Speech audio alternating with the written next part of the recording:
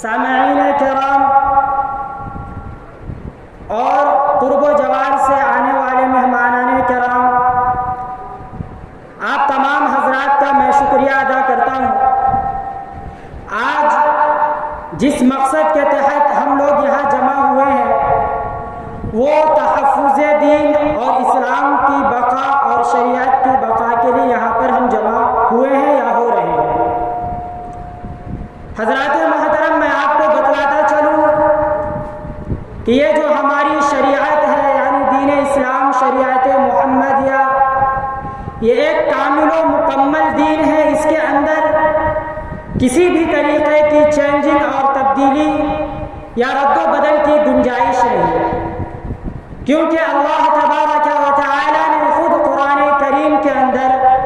اپنے پیارے محبوب جناب محمد رسول اللہ صلی اللہ علیہ وسلم کو مخاطب کرتے ہوئے ارشاد فرمایا، اليوم اکملت لکم دینکم واتممت علیکم نعمتی ورضیت لکم الاسلام دینا، کہ آج میں نے تمہارے لیے تمہارے دین کو مکمل کر دیا ہے، واتممت علیکم نعمتی، اور میں نے تم پر اپنی نعمتوں کو مکمل کر دیا ہے، نعمتوں کو تمام اور کامل و مکمل کر دیا ہے اور تمہارے لیے دین اسلام کا انتخاب کیا ہے۔ دوسری جگہ اللہ تعالیٰ نے ارشاد فرمایا، ان الدین عند اللہ الاسلام، کہ دنیا کے اندر ایسے تو مذاہب بہت سارے ہیں، بہت سارے دھرم کے ماننے والے ہیں، لیکن اللہ کا محبوب بندہ وہی ہوگا اور اللہ کے نزدیک اسی دین کو ایکسپٹ کیا جائے گا، اسی دین کو قبول کیا جائے گا جو دین اسلام کو فالو کرنے والا اور اس کو اپنی زندگی میں اپلائی کرنے والا اور اپنی زندگی میں لانے والا ہوگا، وہی قابل مقبول۔ یعنی دنیا کے جتنے بھی دھرم ہیں سب اللہ کے نزدیک محبوب نہیں، علاوہ اسلام کے، ان الدین عند اللہ الاسلام۔ آج ہمارا جو یہاں جمع ہونا ہوا ہے یہ خاص مقصد کے تحت ہے۔ وہ مقصد یہ ہے کہ ہماری جو حکومت ہے، ہماری جو سرکار ہے، جو گورنمنٹ ہے، وہ یہ چاہتی ہے کہ ہندوستان کے اندر ایک ایسی چیز لائی جائے، ایک ایسا قانون لایا جائے جو تمام دھرم کے ماننے والے، تمام مذہب اور تمام ادیان کے ماننے والوں کے لیے برابر ہو۔ ان کا کہنا ہے کہ یکساں سول کوڈ، جس کو UCC کے نام سے جانا جاتا ہے، یونیفارم سول کوڈ، یا اسی کو بالفاظ دیگر کامن سول کوڈ کہہ لیا جائے۔ آج میں مختصراً اپنے علم کی روشنی میں اور اپنے نالج کی روشنی میں آپ حضرات کے سامنے چند باتیں رکھوں گا کہ یونیفارم سول کوڈ کیا ہے، اور اسی طریقے سے مسلم پرسنل لا کیا ہے، یا یونیفارم سول کوڈ کے آنے سے ہمارے کیا نقصانات ہوں گے، یا جو لوگ یہ اعتراض کر رہے ہیں کہ ابھی یونیفارم سول کوڈ کا کوئی ڈرافٹ پارلیمنٹ کے اندر آیا نہیں، مسلمان کیوں میدان میں اتر گئے، مسلمان کیوں حکومت کے خلاف احتجاج کرنے پر آمادہ ہے، مسلمان ہی کیوں پریشان ہیں یونیفارم سول کوڈ کے آنے کی وجہ سے، ان تمام باتوں پر میں آپ کے سامنے مختصراً یا یہ کہہ لیجیے تفصیلاً بات رکھوں گا کہ آخر مسلمان یونیفارم سول کوڈ کے آنے کی وجہ سے، ایکسا سول کوڈ کے آنے کی وجہ سے، یا مسلم پرسنل لا کے اندر چینجنگ، یا انڈین کانسٹیٹیوشن اور انڈین جو لا ہے، جو آرٹیکل ہے، اس کے اندر چینجنگ سے مسلمان کیوں گھبرا رہا ہے۔ ناظرین کے حضرات محترم، میں آپ کو بتلاتا چلوں، یونیفارم سول کوڈ کا جب ہم ہندی کے اندر ٹرانسلیٹ کرتے ہیں، جب ترجمہ کرتے ہیں، تو اس کا مطلب ہوتا ہے سامانیہ ناگرک سنہتا، یعنی یکساں سول کوڈ، جس کو انگلش کے اندر،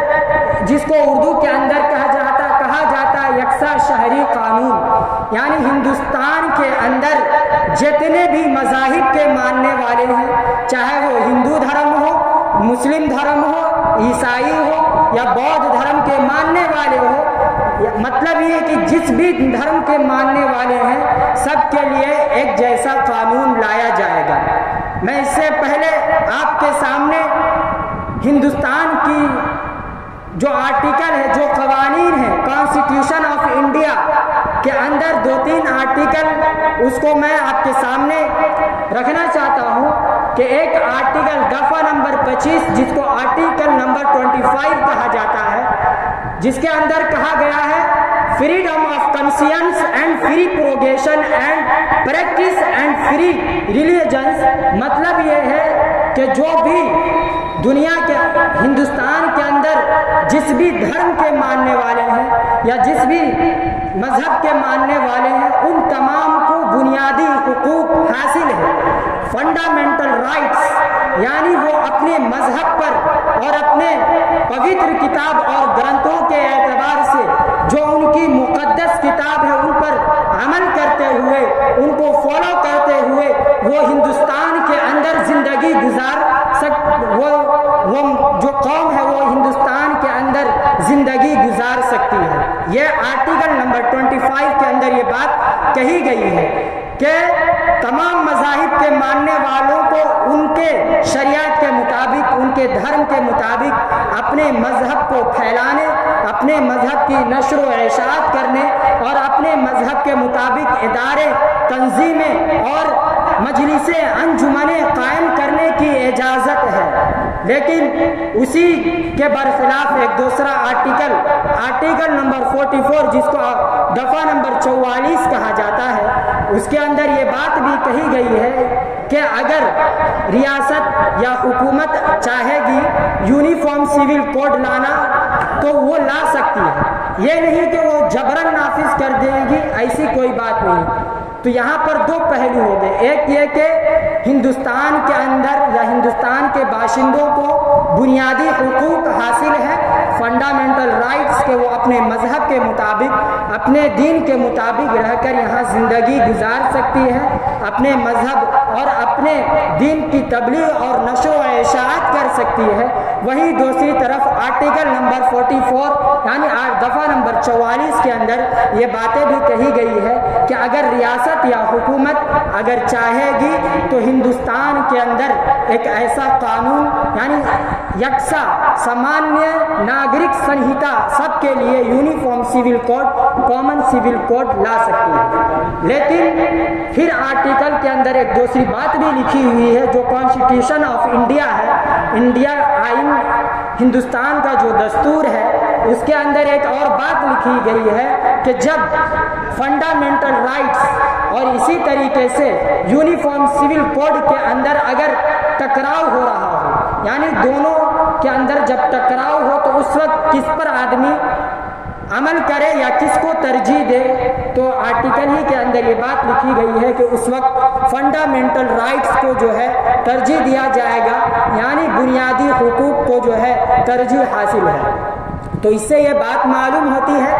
یہ نہیں کہ حکومت یونیفارم سول کوڈ کا مطالبہ ہم سے کی ہے تو غلط ہے، بلکہ یہ چیز ہمارے آرٹیکل کے اندر لکھی ہوئی ہے کہ اگر حکومت چاہے گی تو یہ چیز کر سکتی ہے، ریاست چاہے گی تو یہ چیز کر سکتی ہے، لیکن اس کے خلاف احتجاج، پروٹیسٹ کرنے کا ہمیں حق بھی حاصل ہے، ہمارا یہ فنڈامنٹل رائٹس ہے جو آرٹیکل نمبر 25 کے اندر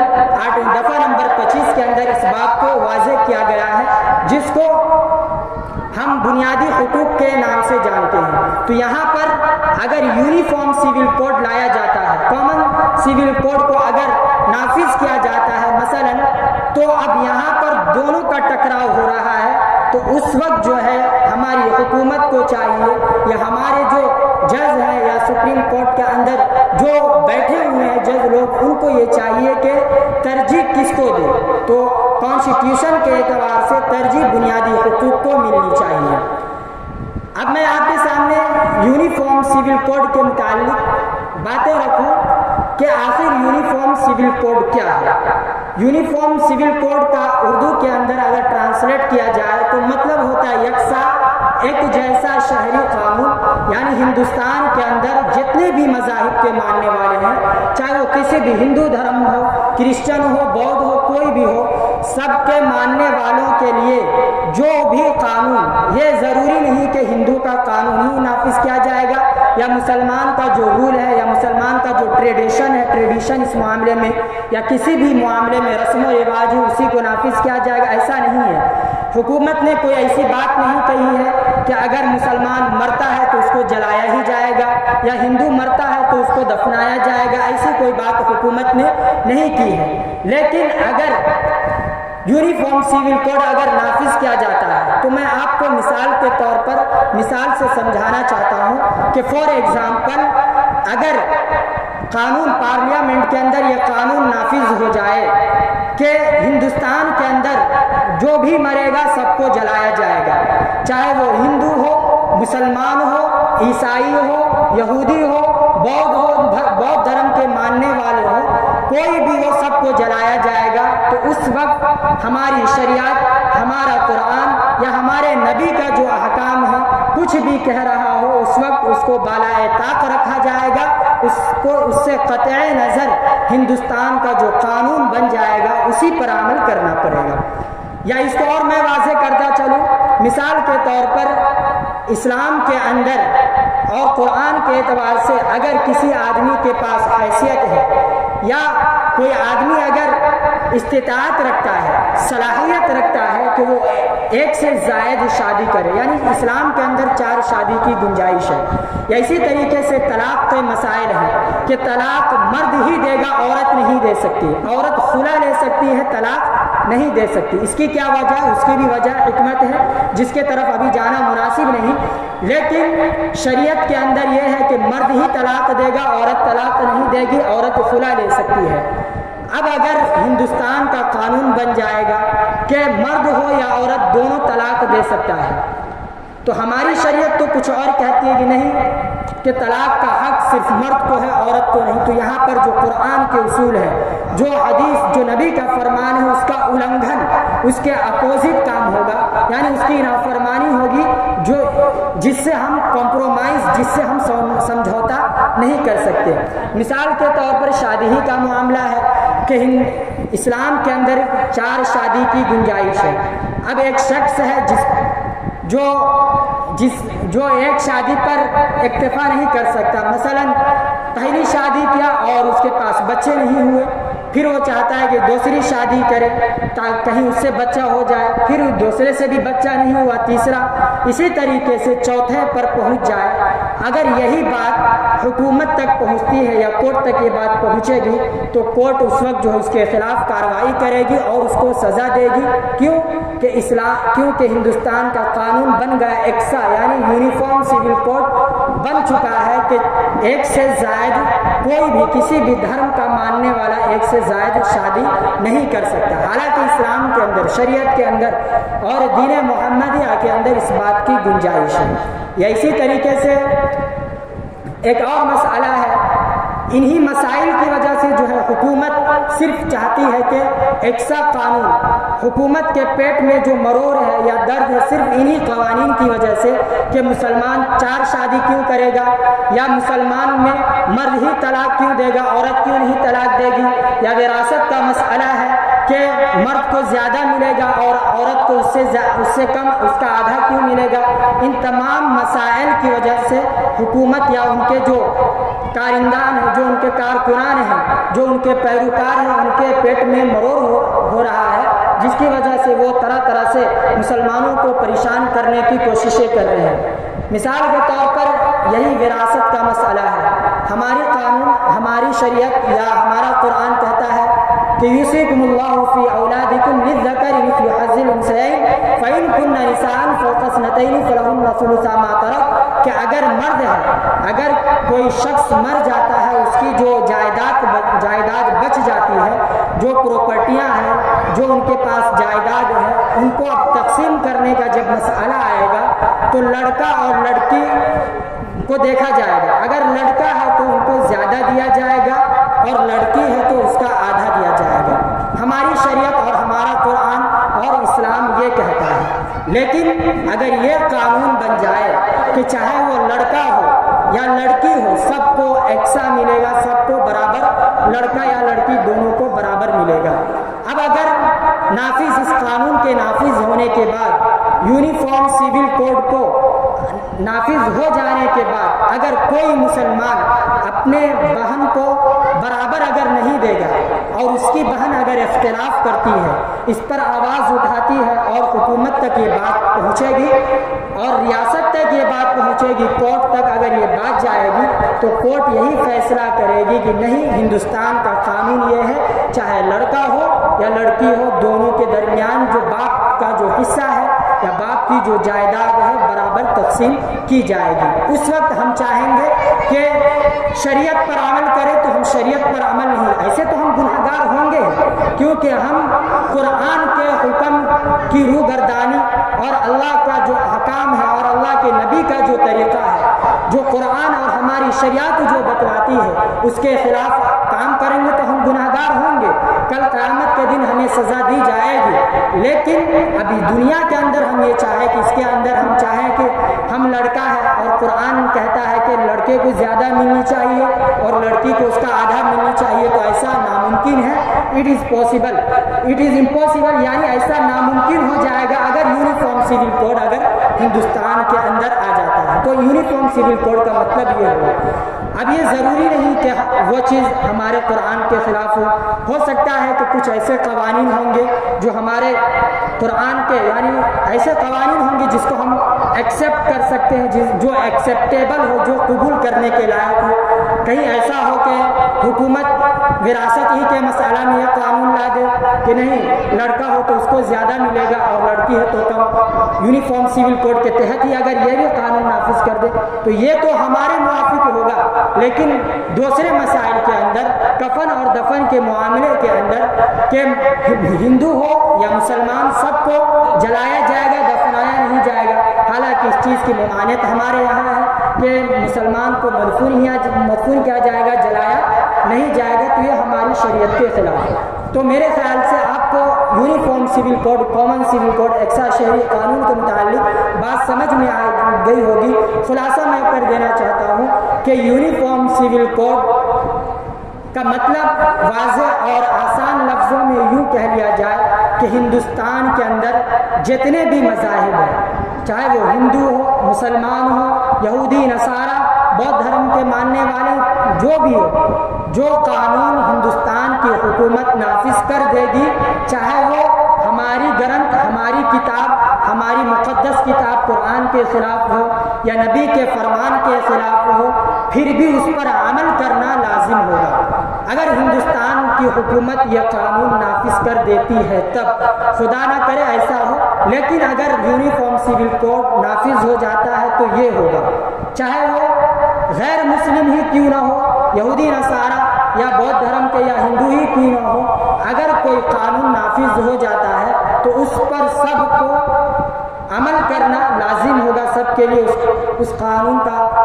اپنی زندگی میں لانا ضروری ہوگا۔ اگر کوئی ایسا نہیں کرتا ہے تو وہ مجرم سمجھا جائے گا۔ اب یہاں پر ایک اشکال اور اعتراض ہوگا کہ ہم تو اسلام دھرم کے ماننے والے ہیں، تو ہم اپنی شریعت کے مطابق زندگی گزاریں گے، ہم کیوں جائیں گے کورٹ کچہری میں؟ تو صحیح بات ہے،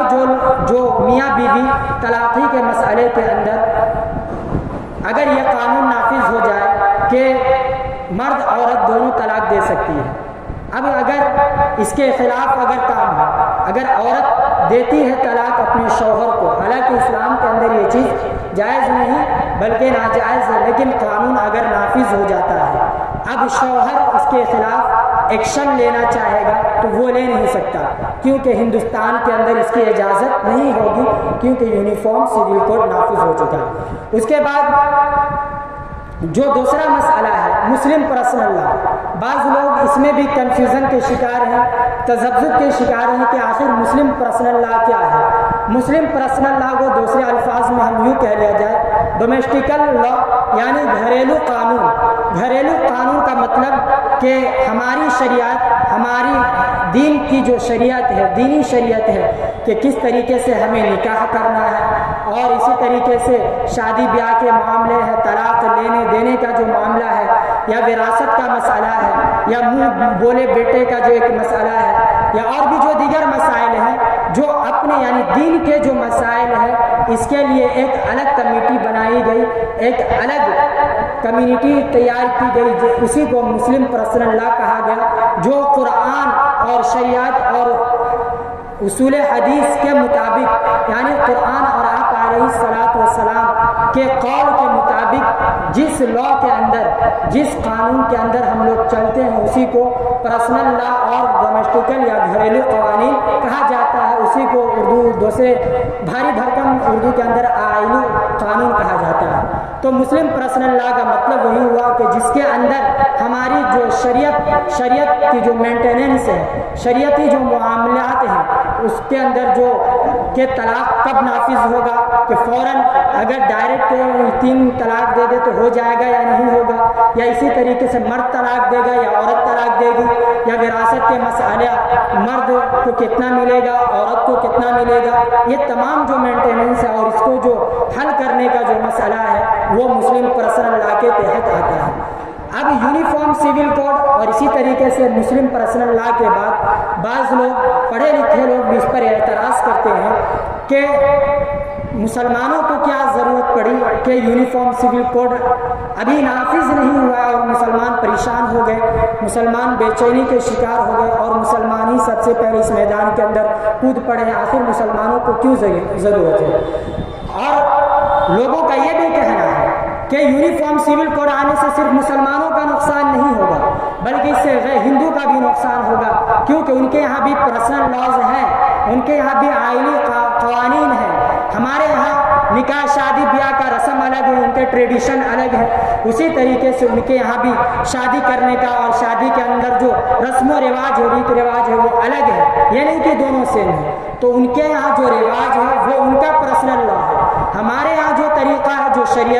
جو شریعت کے مطابق وہ ہمارا پرسنل لا ہے، تو دونوں کے یہاں پرسنل لا ہے۔ تو جو لوگ یہ اعتراض کر رہے ہیں کہ اس سے تو غیر مسلموں کو بھی نقصان ہوگا، کہ ہندوؤں کو بھی یونیفارم سول کوڈ آنے سے نقصان ہوگا، یہودیوں کو بھی آئے گا، نصارہ کو بھی آئے گا، بودھ دھرم کے ماننے والوں کو بھی اس سے نقصان ہوگا، تو مسلمان ہی کیوں بے چین ہے اور مسلمان ہی پریشانی کے اندر کیوں مبتلا ہے؟ تو میں ایسے لوگوں کو بتلا دینا چاہتا ہوں کہ جو دیگر دھارمک لوگ ہیں، دیگر دھرم کے ماننے والے ہیں، دیگر ادیان اور مذاہب کے ماننے والے ہیں، ان کے یہاں کوئی بھی قانون یا کوئی بھی ان کی جو دھارمک گرنتھ ہے، جو ان کی مقدس کتاب ہے، ان کو سیم یعنی پوری طریقے سے اس پر وہ لوگ عمل نہیں کرتے۔ لیکن ہمارے یہاں جو اللہ اور اللہ کے نبی نے جو چیز بتلا دی ہے اس کے اندر کسی طریقے کی تبدیلی ہم کر نہیں سکتے۔ غیر مسلموں کے یہاں چینجنگ ہوتی رہتی ہے، زمانے کے حوادثات اور حالات کے اعتبار سے ان کی گرنتھ کے اندر بھی چینجنگ ہوتی ہے، اور ان کے جو مسائل ہیں ان کے اندر بھی تجدید اور تبدیلی ہوتی رہتی ہے، اس لیے ان کو اتنی فکر نہیں۔ لیکن ہمارے ہاں اس طریقے کی تبدیلی اور چینجنگ نہیں ہوتی ہے، اس لیے ہمیں زیادہ اس کی فکر ہے، اور اس کے لیے ہم میدان میں پروٹیسٹ کرنے یا اس کے خلاف آواز بلند کرنے کے لیے ہم میدان میں آ رہے ہیں کہ ان کا زیادہ خاصا نقصان نہیں۔ یہاں ڈائریکٹ ہماری شریعت، ہمارے قرآن اور ہمارے نبی کے احکام پر حملہ کیا جا رہا ہے، جس سے ہم کمپرومائز اور شریعت یا ہمارے اسلامی شریعت کے اندر یا اسلامی رول کے اندر کسی طریقے کی مداخلت جو ہے ہم اس پر سمجھوتا نہیں کر سکتے، کسی طریقے کی ہم جو ہے ان سے مصالحت اور ان کی مداخلت کو برداشت ہم نہیں کر سکتے۔ اسی وجہ سے جو ہے ہم سب سے پہلے میدان میں آتے ہیں، کیونکہ یونیفارم سول کوڈ آنے سے سب سے زیادہ نقصان ہوگا تو وہ مسلمان کا ہوگا، کہ مسلمان کے جو قرآن کے جو احکامات ہیں اور نبی علیہ الصلاۃ والسلام کے جو فرمان ہیں ڈائریکٹ ان کے اندر چینجنگ ہوگی، جو کہ اسلام کے اندر اور ایک مسلمان اور ایک پکا سچا مومن کے لیے یہ بات صحیح نہیں ہے، اور ان کی غیرت اس بات کو ایکسیپٹ کرنے کے لیے، قبول کرنے کے لیے گوارا نہیں کرتی۔ اس کے بعد ایک اور اشکال معاشرے کے اندر، سوسائٹی کے اندر یا لوگوں سے ہم سنتے رہتے ہیں کہ ابھی یونیفارم سول کوڈ آیا نہیں، پارلیامنٹ کے اندر یہ بات آئی نہیں، کیوں اتنا ہلہ بولا جا رہا ہے، کیوں ہر جگہ جو ہے واٹس ایپ کے ذریعے سے، سوشل میڈیا کے ذریعے سے یا انٹرنیٹ کے ذریعے سے جی میل، ای میل کرنا یا اسی ذریعے دوسروں تک میسج یا لا کمیشن تک جو ہے اپنی بات کو پہنچانے پر مسلمان اتنا کیوں فکر مند ہے؟ جب آئے گا، جب یونیفارم سول کوڈ کا جب ڈرافٹ تیار ہو جائے گا تو اس میں دیکھا جائے گا کہ کیسا قانون بنایا جا رہا ہے، کس کے موافق ہے اور کس کے غیر موافق قانون بن رہا ہے، پھر اس کے بعد پروٹیسٹ کیا جائے گا۔ تو میں ایسے لوگوں کو بتلا دینا چاہتا ہوں کہ جہاں پر بھی قرآن کے اندر بھی جہاں پر برے راستے کی بات آئی ہے، یعنی غلط راستے پر جب چلنے کی بات آئی ہے، تو اللہ تعالیٰ نے اس راستے کی جو پہلی کڑی ہے، جو شروعاتی چھن ہے، جو شروعاتی لمحہ ہے، اسی پر اللہ نے بینڈ لگا دیا اور وہیں پر باؤنڈیشن کر دیا۔ اور مثال کے طور پر میں آپ کو مثال سے سمجھاؤں کہ زنا کا جو ایک مسئلہ ہے کہ آدمی زنا کے قریب نہ جائے، تو اللہ نے فرمایا وَلَا تَقْرَبُوا الزِّنَا کہ زنا کے قریب بھی مت جانے کو کہا۔ تو اسی طریقے کے مسائل اس پر تفصیلی اور ایکسپلینیشن کے ساتھ بات کرنے کے لیے ہمارے علماء کرام آ چکے ہیں۔ آپ حضرات کے پاس اگر کوئی اسی کے متعلق سوالات ہو، اعتراضات ہو، تو آپ ہمارے بڑے علماء کرام سے اس کے متعلق باتیں کر سکتے ہیں۔ آپ اور ہمارے جو علماء کرام آئے ہیں وہ اس کے متعلق اچھی طریقے سے وضاحت کے ساتھ آپ کے سامنے بات رکھیں گے کہ آخر ایکسائز کوڈ کیا ہے، اس سے کیسے نپٹنا ہے اور اس سے کیا نقصان ہوگا اور اس سے کس کو نفع پہنچے گا، کیا اس پر مسلمانوں کو پہلے آنا چاہیے یا نہیں آنا چاہیے، تمام باتوں پر ہمارے علماء کرام جو ہے تفصیلاً گفتگو رکھیں گے۔ میں حضرت مولانا مرتضیٰ صاحب سے گزارش کرتا ہوں کہ آئے وہ ایکسائز سول کوڈ کے متعلق اپنی بات رکھیں۔ حضرت والا سے درخواست کرتا ہوں کہ وہ اسٹیج پر آئیں۔ حضرت مولانا مرتضیٰ صاحب۔